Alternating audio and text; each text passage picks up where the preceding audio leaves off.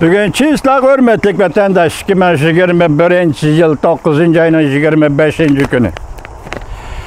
Şembe vatandaşı. Hemdeki mavzumunda Amerika Qo'shma Shtatlari Avam palatasi davlat mudofaasiga huquq berish qonun loyihasi ma'qullab, Jungoning kishilik huquq masalasini chetga elib, tilga elib, masalasini hujjatga elib, tilga elib kechiringlar.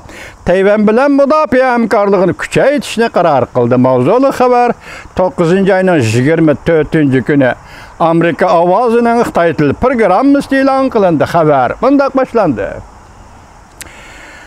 Kapital Xiyol Amerika Qo'shma Shtatlar Davlat Majlisi Avam palatasi haftaning 4 kuni 9 ayning 23 kuni 2022 yillik moliya yili davlat mudofaasiga huquq berish qonun loyihasi ma'qulladi. Bu qonun loyihasida 5 burjaklik binoni yetarli rasxod bilan ta'minlab, Amerika armiyasini harbiy texnika jihatda yuqori o'ringa erishtirishni va butun yer shari bo'yicha Jungo bilan qarama-qarshilashishni maqsad qildi. Qonun loyihasi yana bir tuzitish loyihasini o'z ichiga elib, Jungoning Uyg'uristonda, ya'ni Shinjongda irq yo'qotish jinoyati sodir qilganligi e'tirof qilindi va bekitildi deb belgilandi. Davlat Majlisi Avam palatasining ma'qulligi topshirilgan qonun loyihasida muqimlashtirildi.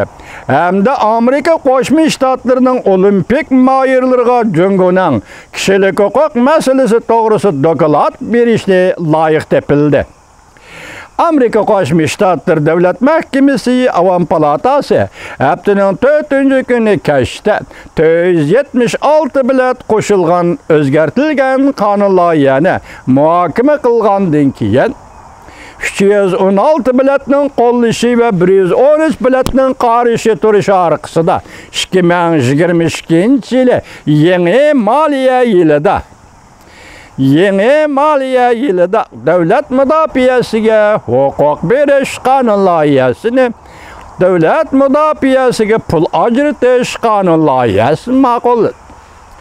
38 nafar Demokratlar partiyasi mansublari ve 75 nafar Cumhuriyetçiler Partisi mensupları bu qonun loyihaga qarshi bilet tashladı. Avam palatasi Harbiy ishlar komitetining raisi Adam Smith qonun loyiha ma'qullangandan keyin birinchi vaqtda fikr bayon qilib, Davlat Majlisida ishki partiya a'zolarining hamkorlashganligini madiladi. Demokratlar Partisi mensubu Avam palata a'zosi Adam Smith bayonotida bunday ko'rsatdi. Biz o'zaro ixtiloflarimizga ko'ngil bo'lib o'ltirmaymiz. Biz har yili davlat mudofaa rasxodi qonun loyihasi ma'qullab, Davlat Majlisi asosi qonunda belgilangan majburiyatlarni ado qilib, o'rtaq mudofaamizni manba bilan ta'minlaymiz. Kechiringlar. 2022 yillik moliya yilida davlat mudofaasiga huquq berish qonun loyihasi bizning dunyoning har qaysi joylaridagi hamkorlik munosabatlarimizni, ittifoqdoshlik munosabatlarimizni markazlashtirib, cho'nqurlashtirib, kengayishni bo'libmi, Tinch okean tahdidi tashabbusi jihatda endi Tinch okeani rayoniga e'tibor berishni o'z ichiga oladi deb ko'rsatdi Adam Smith. Avam palata a'zosi Adam Smith.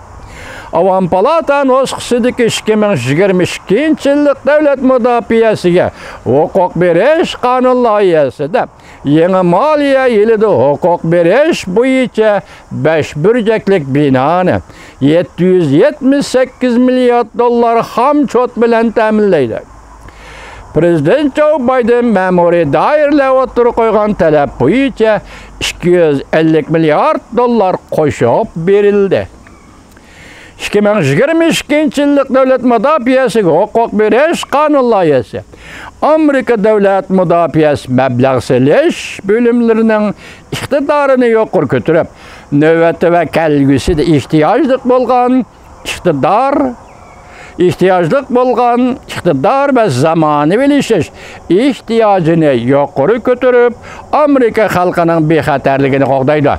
Amerika armiyası Yeni maliye ile hamçot juqumluq virus ahvalını oylaşqandan başqa bu qanun layihəsinin bir qancha modelləri endi Tinch okean rayonida Jungo'nun xiristlərə berib çetildi.